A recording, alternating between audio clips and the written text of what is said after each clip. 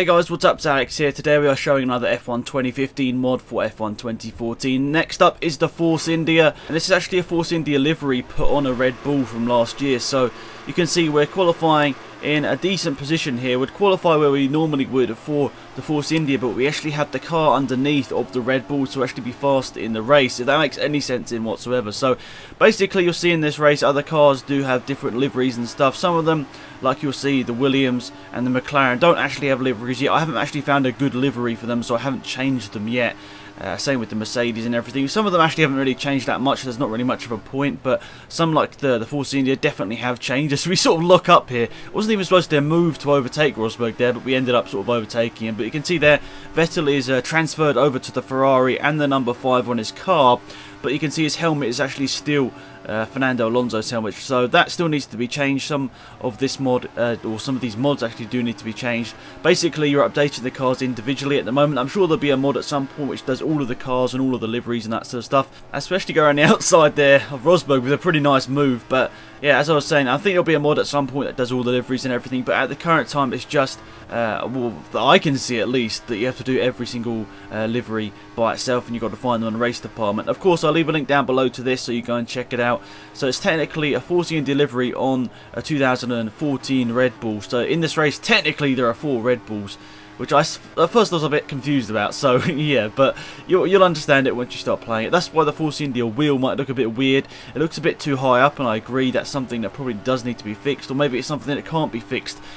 Maybe it just needs to be put onto the 2014 Force India to make a bit more sense. But overall, it's a decent mod. As I said, the person who did the livery spent a lot of time on it. They did a very good job with it, and obviously the fact that Perez and Hulkenberg still both race for them, it makes it a lot easier to stay with the helmets and everything. You don't have to do an extra mod for the helmets, so that's good as well.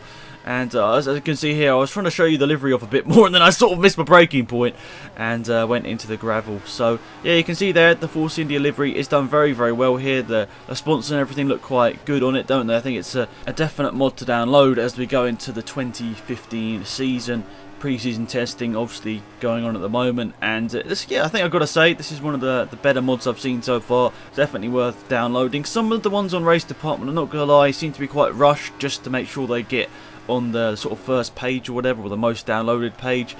But I've been looking through them, I've been installing different ones, and this seems to be the best, or one of the best ones at the moment for the 2015 season. So this guy did a very good job. I'll leave a link, as I said, to the race department link so you can download it for yourself down below. And of course, all these mods are on PC only. Unfortunately, you can't do this on the Xbox or the PlayStation. So yeah, it's a bit unfortunate the UIs on the console are going to have to be waiting until the actual game releases to see these liveries.